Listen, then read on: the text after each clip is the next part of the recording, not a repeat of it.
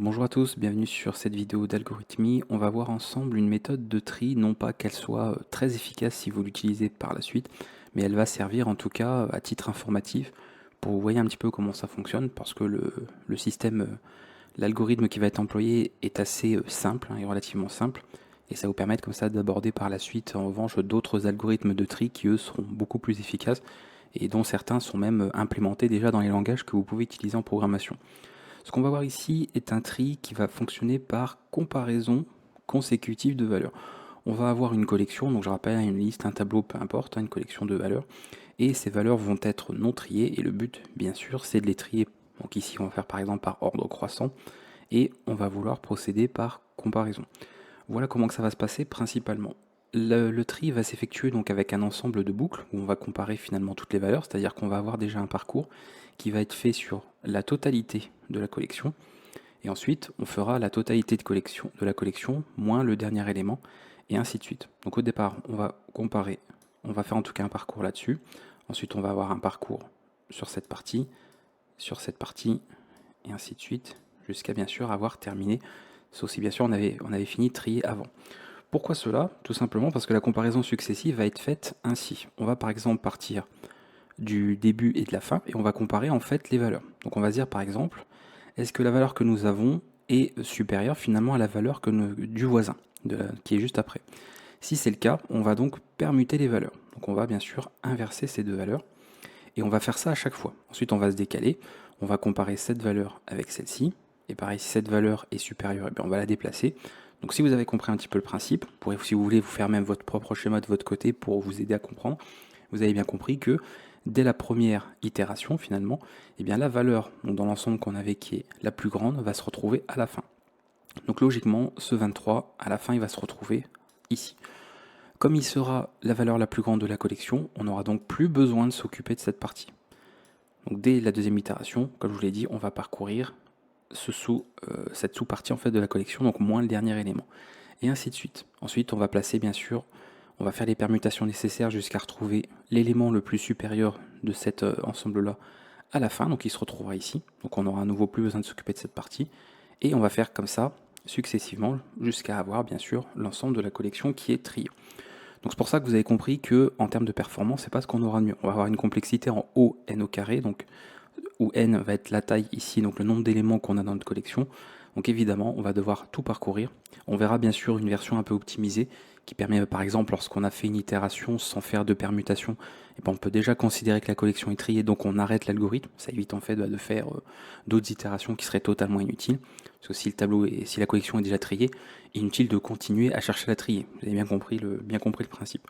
Donc on verra une version optimisée, mais je rappelle, ce n'est pas ici un algorithme qui va pouvoir être employé par la suite dans vos programmes, parce qu'il n'est vraiment pas performant. Vous pourrez de toute façon tester, c'est aussi pour ça que je l'aborde dans une vidéo, c'est pas pour que ce soit inutile, c'est aussi, vous voyez un petit peu, même avec les ordinateurs actuels, le temps que ça peut prendre si vous utilisez ce genre de tri sur un jeu de données de quelques millions d'informations. Et vous verrez que même avec vos machines actuelles qui peuvent être très puissantes, eh bien on peut avoir une exécution qui peut prendre beaucoup de temps, allant de plusieurs secondes, plusieurs minutes, voire même plusieurs heures, même avec les ordinateurs actuels. On va mettre en place cet algorithme, on va voir un petit peu comment cela fonctionne. Maintenant que je vous ai expliqué un petit peu ce qu'il en est. Alors on verra que la version optimisée, on peut se retrouver avec une complexité en ON, donc non plus n au carré. Donc ça va être évidemment un peu plus efficace, mais ça restera bien sûr toujours en deçà des performances des autres systèmes de tri, des autres algorithmes de tri que vous aurez l'occasion de voir de toute façon sur cette playlist algorithmie. On va passer sur la partie algo. Je vais vous montrer l'algorithme de base. On va commencer par celui-là et on verra l'algorithme un peu optimisé en deuxième partie, mais que vous compreniez un petit peu tout ça. Donc je vous ai expliqué visuellement un peu ce qu'il allait en être par rapport à ça. Donc on va l'écrire directement. Et ce dernier s'appelle le triabule. Mais de toute façon, vous avez bien vu le nom sur le nom de la vidéo, le titre. Donc vous avez tout ça. On va passer donc la collection. Ici, on va rester sur une collection d'entiers, mais encore une fois, on pourrait très bien avoir une collection d'autres choses, à partir du moment où on est capable de les comparer. Donc ça, si vous travaillez avec des langages comme Java, C#, etc., vous avez vu qu'on peut implémenter des interfaces de comparaison pour comparer par exemple des types personnalisés que vous avez pu créer, des classes, des types d'objets que vous avez pu créer aussi de votre côté. On va appeler ça collection. Ici, je vais indiquer la taille de la collection, donc le nombre d'éléments, Bien évidemment, si vous êtes dans un langage qui permet de récupérer cette taille, hein, donc un langage plus récent que d'autres, bah, vous n'avez pas besoin de ça en paramètres, vous pourrez déjà calculer la taille finalement dans la fonction. Et encore une fois, j'essaie de proposer des algorithmes les plus génériques possibles.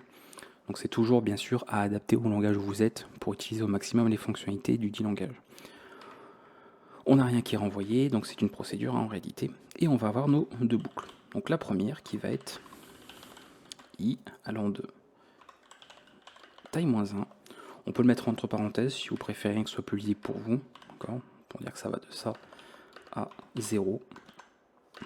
Donc faire. Voilà. Ça, c'est le fameux i, d'accord, qui part de finalement la fin du tableau. Donc cette valeur-là, donc c'est la longueur généralement moins 1. Pourquoi? Parce que je rappelle qu'une collection en programmation, dans quasiment tous les langages, commence à l'indice 0 et non pas l'indice 1. Donc on commencera de ça, et après on va réduire, parce qu'on ne va pas, à chaque nouvelle itération, aller jusqu'à la fin. On va toujours retirer un élément, puisque logiquement il sera trié, le dernier élément. C'est ce que je vous avais dit tout à l'heure. Donc on va aller ici, on a notre première boucle, et ensuite on va faire la boucle qui va en fait permettre de comparer les éléments un à un. Donc on va faire un autre petit compteur avec j allant de 0 à i. Pourquoi i? Parce que, comme je vous ai dit, il va en fait partir de là au départ, donc on va effectivement aller de cet élément à celui-ci. À la seconde itération, on ira de cet élément à celui-ci, cet élément à celui-ci, etc., etc. Et voilà. Donc l'algorithme, vous allez voir, n'est pas long. C'est pour ça que je voulais qu'on aborde ça en vidéo, même si le tri en question n'est pas spécialement performant. C'est intéressant de l'étudier, déjà pour voir pourquoi il n'est pas performant, et aussi parce que c'est assez simple à prendre en main. Donc ça peut aider notamment à comprendre un peu le mécanisme de tri en programmation. Donc on a nos deux boucles, maintenant on n'a plus qu'à comparer les valeurs, c'est-à-dire de dire, eh bien, si cette valeur est inférieure par exemple à celle-ci, ou l'inverse, vous pouvez comparer comme vous voulez, eh bien on va permuter en fait les différentes valeurs. Donc là je vais juste dire, si collection de j plus 1, donc la valeur d'après, est inférieure à la valeur actuelle. Alors, et là, tout dépend des langages, moi je vais mettre un commentaire, permuter collection de j avec collection de j plus 1. Selon les langages, vous pouvez faire ça en une instruction, Python par exemple, avec le système DNUpli, vous pouvez le faire. Sinon, il faut une variable temporaire pour faire un swap. Vous pouvez même passer par une fonction que vous aurez écrite pour faire justement cette permutation. C'est pour ça que comme il y a plusieurs manières de faire, je vous le mets en tant que commentaire, mais vous avez compris comment faire ça dans un langage après. Passer éventuellement par une variable temporaire. Vous mettez l'une des deux valeurs dans cette variable temporaire, vous inversez ensuite et vous récupérez ce que vous aviez sauvegardé dans la variable temporaire.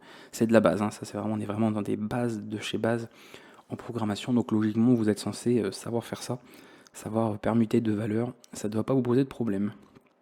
Et c'est tout. Voilà, terminé.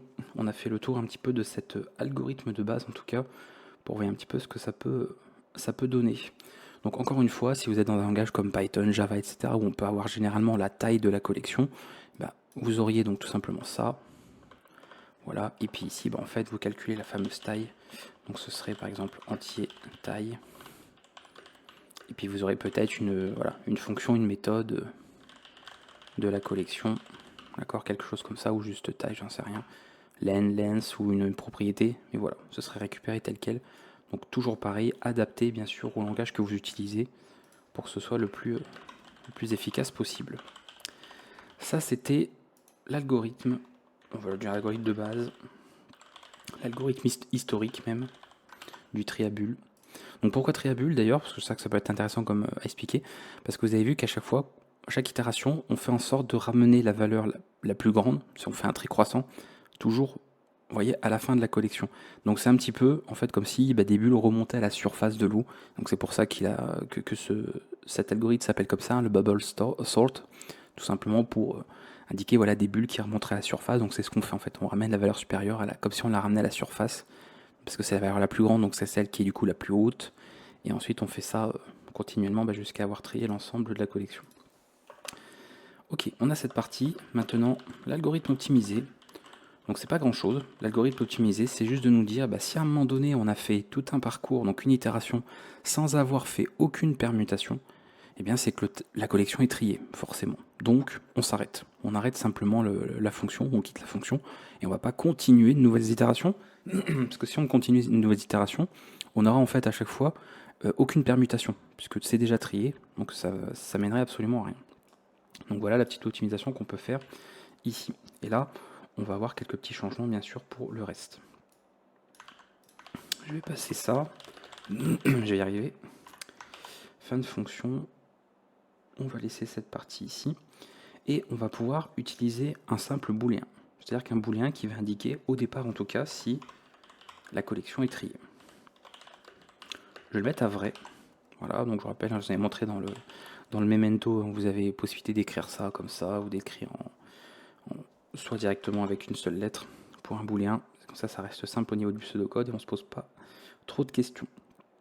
Ici, on va faire la vérification classique avec J. Donc on va comme ça pouvoir tout vérifier, pouvoir toutes les parties. Et ça d'ailleurs, je suis allé un peu vite parce qu'on ne va pas le mettre ici. On va bien sûr le mettre dans notre boucle. Donc on va avoir ceci. Je ne sais pas que j'en oublie la moitié.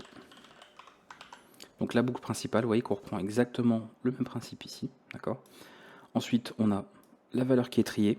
Donc au départ, c'est-à-dire qu'à chaque fois en fait qu'on fait une itération, vous voyez que trier est mis à vrai. Donc c'est important de le mettre ici. Et après par contre, effectivement, on peut reprendre cette partie-là. Donc là, donc je copie-colle parce qu'encore une fois, c'est la même chose. Et là, on va pouvoir comme ça faire la comparaison, donc par rapport à ce qu'on faisait déjà avant. Et en fonction de la comparaison qu'on a, du résultat qu'on a, on pourra bien sûr permuter les valeurs et de changer tout ça. Donc si collection de J+1 inférieure à collection de J, alors on permute, donc ça ne change pas. Et ici, trier égale faux. Il est faux puisqu'on est en train de permuter des valeurs. Donc on le met à cette valeur. Voilà. Et enfin, ici, donc vraiment dans cette partie-là, toujours dans I, d'accord. Si jamais la collection est triée, donc fin si, que je ne me trompe pas dans la syntaxe du pseudocode, et là vous quittez la fonction tout simplement.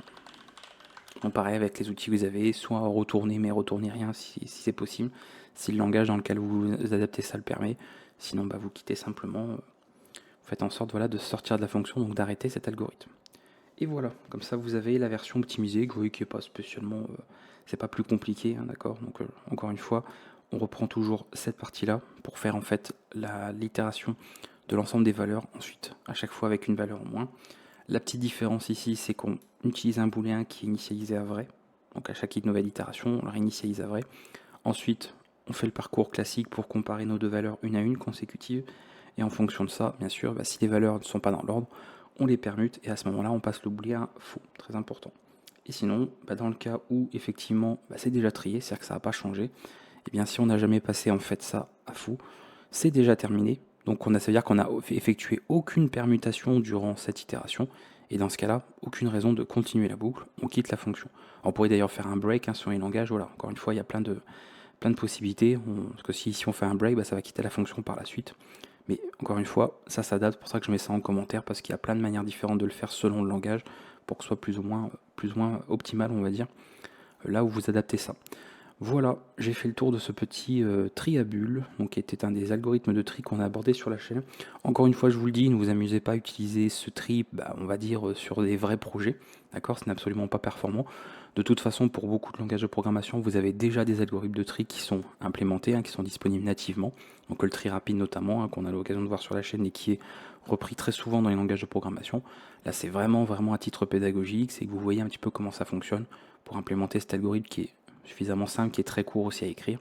Et vous voyez justement après, éventuellement pour ceux que ça intéresse, de faire par contre des tests avec, donc de faire ce qu'on appelle des benchmarks, d'accord, des tests de performance, pour voir un petit peu la lenteur que peut représenter cet algorithme quand vous avez des données suffisamment importantes, et même sans avoir beaucoup de données, d'ailleurs, vous pouvez même vous amuser à faire ça déjà sur des centaines, des milliers de données, suivant ce que vous avez, vous allez voir déjà le temps que ça peut prendre, si vous comparez notamment à d'autres algorithmes de tri, c'est surtout ça, c'est quand on regarde en comparaison d'autres, c'est là qu'on voit qu'effectivement, c'était peut-être bien fut une époque, mais bien sûr aujourd'hui on a des outils beaucoup plus performants que ça.